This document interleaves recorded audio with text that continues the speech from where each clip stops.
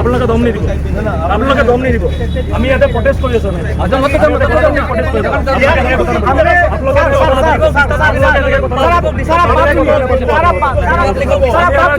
আমি আমাৰ কাম জানো। सर सुनिए, इससे खुला कैसे आ तुझे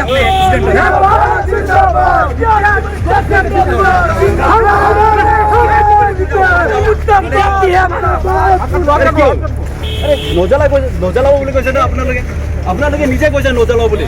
এতিয়া কেলে কৈতো কৰি আছে কেলে আপুনি জ্বলাব বিচাৰে जलाने के लिए आया ना आप लोग जला रहे थे ना लाइसेंस लगा मैंने दिखाया मुझे दिखाया सर बोल रहा हूँ सर हम हमारे हक मांगते हैं किसी से भीख मांगते पुलिस प्रशासन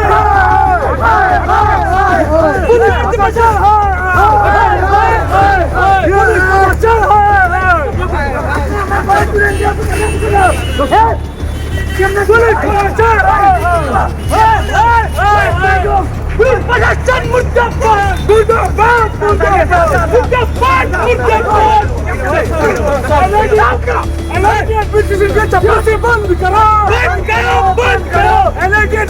चपलों बंद करो सरकार के चपलों बंद करो सरकार के चपलों बंद करो ये इधर तो सरकार के चक्कर लगाए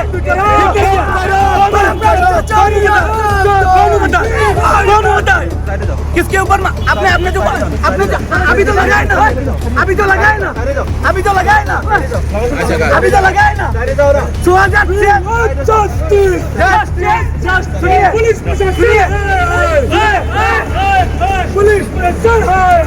सुनिए सर सुनिए सुनिए सुनिए पुलिस अभी तो लगाए ना अभी तो लगाए ना अभी तो लगाए ना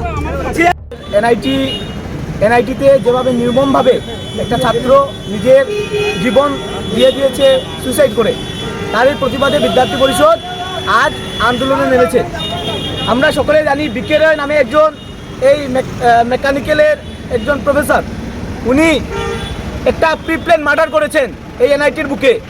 এই ছাত্র যে এক ছেলে ওর ঘরের মধ্যে অরুণাচল প্রদেশের ছেলে, ওর নাম কোচ বুকের, এই ছাত্রকে মারার প্রতিবাদে আজ আমরা একত্রিত হয়েছি।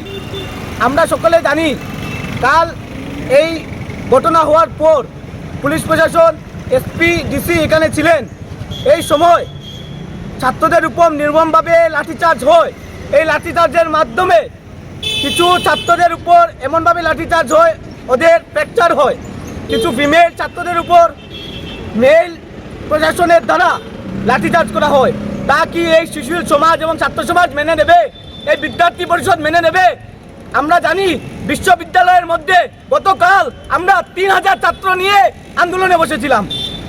প্রশাসন এটা দেখতে চায় যে বরাক উপত্যকার মধ্যে শিলচরের বুকের মধ্যে বিদ্যার্থী পরিষদ কিভাবে আন্দোলন করতে পারে আমরা দেখিয়ে দেবো। ওইটা যদি অতি সত্বর আমাদের ন্যায় দাবিটা আমরা না পাই, বৃহত্তর আন্দোলনে বিদ্যার্থী পরিষদ যাবে। এই 3000-এরও অধিক ছাত্র নিয়ে বিদ্যার্থী পরিষদ বৃহত্তর আন্দোলনে নামবে।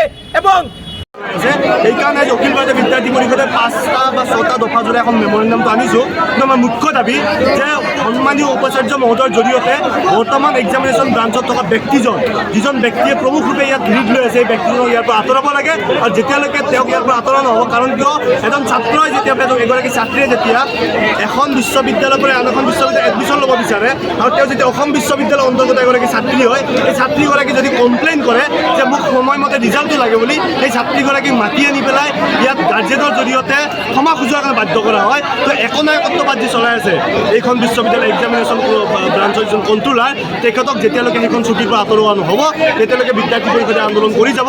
আজি আমাক গেটত প্ৰশাসনে ৰাখিবলৈ বাধ্য কৰাইছে, প্ৰশাসনে ৰখাবলৈ চেষ্টা কৰিছে। কিন্তু অখিল ভাৰতীয় বিদ্যাৰ্থী পৰিষদৰ শক্তি ইমান আৰু আমি সত্যৰ লগত আছোঁ কাৰণে, আমি ছাত্ৰ ছাত্ৰীৰ লগত আছোঁ কাৰণে আমাক প্ৰশাসনে ৰখাব নোৱাৰিলে। আৰু আজি আমি উপাচাৰ্য মহোদয়ৰ এই মেইন অফিচৰ সন্মুখত আজি ধৰ্ণাত বহিছোঁ।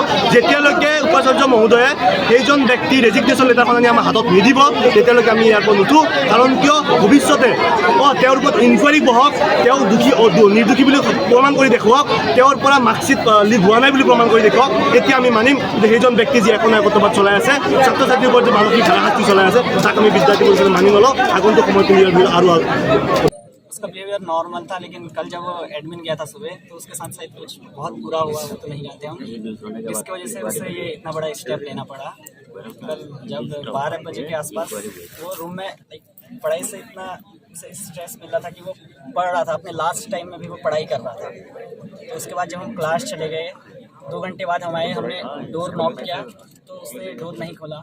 तो मैं सोचा कि ये बहुत बार सो जाता है गहरी नींद में, नहीं खोल रहा है। तो हम आसपास चले गए थोड़ी देर बैठने। 5 बजे जब साइकिल पे चढ़ के हमने देखा तो अंदर वो लटका हुआ था। तो उसके बाद हमने दरवाज़ा तोड़ा और उसके बाद हमने वहाँ कोई नहीं आया। 1 बजे से 5-6 घंटे तक उसकी बॉडी लटकती रही, उसके बावजूद भी कोई ना एडमिनिस्ट्रेशन से कोई आया ना पुलिस आई। तो हम यही अपील करेंगे कि उसे जस्टिस मिले। और जो एक्चुअल में हम लोग का वो सेक्शन का ही दोस्त था, मेरा सेक्शन का दोस्त था। फिर उसके बाद हम लोग तो बहुत फर्स्ट डे से मिले हुए, वो बिल्कुल हंसी मजाक करता हुआ बंदा था, कभी भी कुछ प्रेशर नहीं लेता था। फिर उसके बाद अचानक से उसका मम्मी का डेथ हुआ था, एग्ज़ाम दे नहीं पाया वो, इसके लिए उसका बैक लग चुका था। कोई सब्जेक्ट में 6 या 7 सब्जेक्ट में उसका बैक लग चुका था। फिर उसके बाद वो समर सेम में रजिस्टर करने चाहता था, उसको वहाँ पे दिया नहीं गया है समर सेम में, तो फिर उसका पूरा ईयर बैक लगा दिया गया है। फिर उसके बाद वो रोज़ एडमिन जाता था कि मेरा ये समर सेम का रजिस्ट्रेशन करा दो, फिर उसके बाद उसका वो बैग हटा दो। फिर उसको एडमिनिस्ट्रेशन में बहुत ह्यूमिलेट किया जाता था, ऐसे सुनने में आया है। उसका एप्लीकेशन वगैरह वो वहाँ पे फाड़ दिया जाता था। फिर वो बहुत परेशान रहता था इन दिनों। फिर उसके बाद हम लोग तो उसका बहुत अच्छा दोस्त था, वो हम लोग के साथ फुटबॉल खेलता था, रोज़ खेलता था। अगर अभी वो ऐसा बोला गया है कि उसका दिमागी संतुलन ठीक नहीं था। अगर किसी भी आदमी का दिमागी संतुलन ठीक नहीं होता है तो वो फुटबॉल कैसे खेल सकते हैं हमारे साथ? किसने कहा? वो एडमिनिस्ट्रेशन से आया था, तो वो स्टेटमेंट आया था कि उसका दिमागी संतुलन ठीक होता है। और ऐसा बोला गया है कि ये एक बच्चे का सुसाइड करना, उसका ऐसा करना एक छोटा मोटा इंसिडेंट है, ऐसा तो हो भी नहीं सकता है।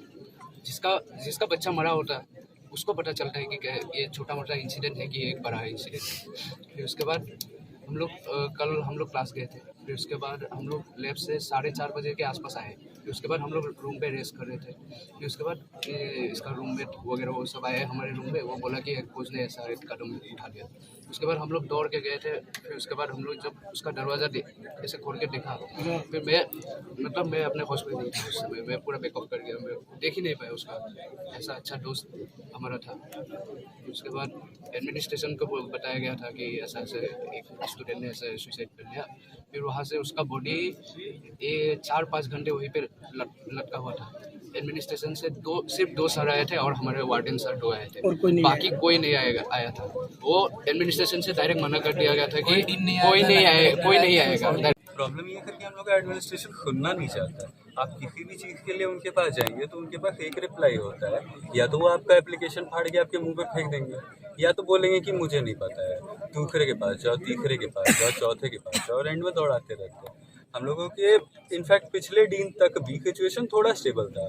There have been suicide cases here, there have been many cases here, but एक शॉकिंग केस आपको बता रहे, एक लड़के का लीवर फेलियर था and he sent an application to the same person in question, and what he did was he said you have my condolences, get well soon, but you can't give the exam this year.